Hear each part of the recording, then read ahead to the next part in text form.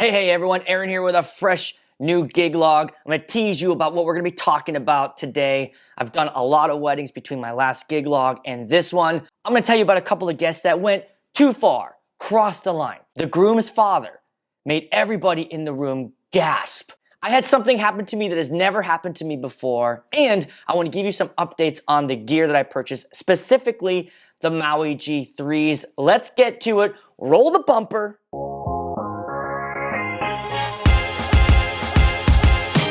Now, when I tell you the story about what these guests have done, I have somebody to blame, and it might not be who you think, but here's what happened. Towards the end of the night at both of these events, I had some guests get pretty upset with me for no reason. So one guest comes up to me and asks me for some song I had never heard of before. And I was like, oh, okay, well, let me I hate when they stick around like, can you look it up right now? Like, look it up right now. Like, okay. So I'm actually just typing the words in my notes app on my computer because I could tell she was super drunk. And she was like, well, do you have it? Oh, no, sorry. Well, you get it. You gotta get it. What, when are you gonna get it? I might get it tomorrow. Okay, just go away now, right? Go away. I don't have the song. Towards the end of the night, I hear this knock on the glass behind me at the venue, just this. And I turn around and look, and it's her out there, and she just looks at me, gives me that, and just walks off and gets on the bus. That pissed me off, right? If it wasn't the second to last song, I'd be on the news right now. The reason why I kept my cool is I knew deep down in my heart, I was believing this person is not like this, right? They're not being themselves right now because they're super drunk. So that's where I'm trying to keep myself centered in that. Like, you know what? If she was not drunk, I'm sure she wouldn't treat me like this. I'm the sober one. Let's keep this civil. I'll play the last song, pack up, and get the fuck out of here. Who do I blame for this? I'm blaming the couple. That's controversial, right? Leave me in the comments what you think. I'm saying it's the couple because of their timeline, how long the bar is open, and usually this shit always happens past 11. Once we get past 11 o'clock, something just triggers in people where they just turn into the biggest assholes ever. So that's why I always try to encourage my couples. And this thing at 11, your friends are gonna turn into dicks. Let me tell you about what the father of the groom did that made the whole room gasp.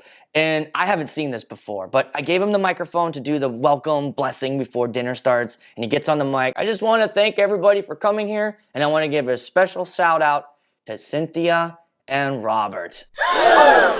Why the gasp? Because the bride's name is not Cynthia. Maybe that's the girl he wished his son married. Cynthia might even be there. And now she's feeling a little awkward. Maybe she's feeling like, I wish I was with Robert too. I want to do a quick shout out to my member, DJ Farms. Thanks for joining the membership community. If you guys want to, hit that button below. $2, the Ultimate Chest Hairs Club. What that gets you? Early access to videos, shout outs on the videos. That's it, but it's a way to support the channel, make me keep making videos. Thanks for doing that. Let me tell you something that happened to me that's never happened, and it was super embarrassing. Here's how I handled it, right? The room that I was in was challenging in where I was positioned and then where the head table was. It was basically like an L-shaped kind of room. And they had me on one side of the L, right, the dance floor in front, and then all the guests in front. And then on the other side of the L is where the head table was. So I had no line of sight to them. I couldn't see them.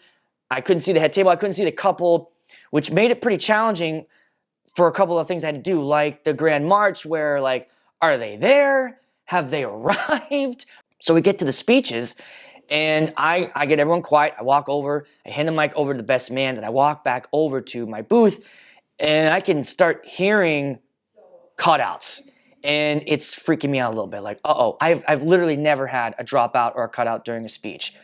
And so what I did immediately was pop the top off of my booth, and I had just quarter wave antennas in there, and I took those out, and I put half waves on there and connected them, and we were able to get through it. But there were a couple parts where it cut out.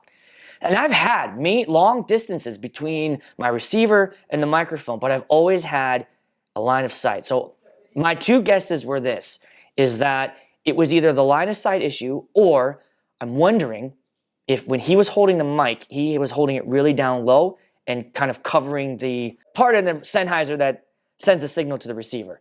I was wondering if he was holding that too tight. But anyways, once I got those half waves in, it was fine for the maid of honor. But here's what I did. I said, one more time, everybody, for all of our speakers, Trevor and Megan, everybody, and everybody cheered. Then I got on the microphone and I said, I want to apologize to everybody for my microphone cutting out. Got it all fixed up. Thank you for your patience. But again, I apologize. So apologize to the whole group. Now, maybe people didn't notice, but there were people there, I think, that did. So my thought process there was like, you know what? Instead of just pretending that I just fuck up, let me admit it, own it, apologize, let's move on. I went up to the couple, same thing. Hey guys, everybody did a great job. Trevor, I'm so sorry that the mic cut out. You did great though. And I apologized to the couple. Guys, I really apologize.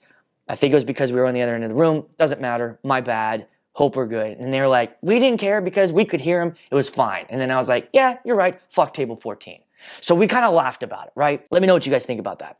One thing that I'm doing to fix that problem in the future, I bought some of those extender cables coming out of the receiver and then these little connectors that go on top of my Max booth, and then I can just screw in the half wave or quarter wave antennas so they'll come out of the booth. Now, it might not look as clean as it does right now, having these big black antennas coming out of the booth, but I feel like that might be the smart move to go in order to avoid that ever happening again.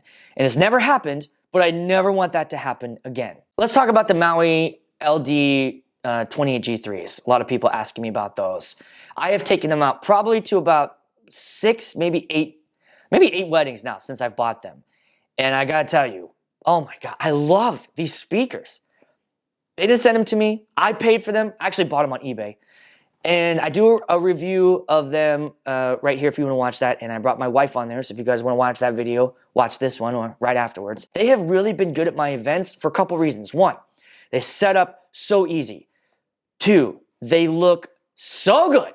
They look amazing. The white speakers look great. I keep getting lots and lots of compliments. In fact, at one of my weddings, as I was sitting there at my table, I just heard a lady talking with her friend, but I could overhear it. And she was like, oh my Lord, look at that DJ setup. Isn't that just something else? I'm not gonna lie, I got a little tingle in the dingle. It had nothing to do with her, right? Old lady. But what I did like was that I've got some people talking about my setup. But these things get loud. The bass rumbles. But I think the major difference here, and this was the thing that always interested me about these MAUI speakers, was the fact that they have 2 cones in the top for the highs, and the mids are in the middle. So when you put your head up to the middle of the speaker, it's the mids. It's not the whole thing. Like with the Bose and the J8s, it's the same sound going all the way through the tops, right? But with these speakers, highs on the top, mids, lows on the bottom, and it really just gives you this great mix of sound. But where the cones really help out and the highs at the top is for the microphone and speeches. It gets my sound through the whole venue with no issues. And I recently did, and you guys say what you want, okay? I'm living proof. I did an over 330, 40 person wedding in a huge room, right? With these speakers, and they worked. Couple things I want to say before you stone me. The acoustics in that venue were incredible. And I think that really is the biggest thing. That can make or break a column array. Because I have had the same system in a smaller venue with less people in a worse acoustic room, and it is super challenging. But I was in a monster room with these speakers, and it was dead. The sound, I clap, you hear nothing. It was so good that my sound filled the whole place. Just like they were her own. I'm not gonna lie, when I first got to know Peter and Sandy, I thought Sandy was... So I'm very happy with them right now. They are my go-to speakers. I'm still in the process of deciding whether or not I'm letting go of the 515s and the 808s and then doing a little switcheroo, picking up the 44 G2s as like the monster set, right? Because here's the thing, with the G3s, I am playing in the limit. If you guys want to know what's going on, how loud are you playing, I mostly play in the limit. Like the limit is blinking most of the night for me, right? I could definitely pull it down just a little bit, but I like to have it loud. So it's in the limit, but I've never had them cut out. I've never hit the red, but my limit light blinks. So if you're wondering about that, yes, I do hit the limits, but it's never been to a point where the music sounds bad or it's too harsh.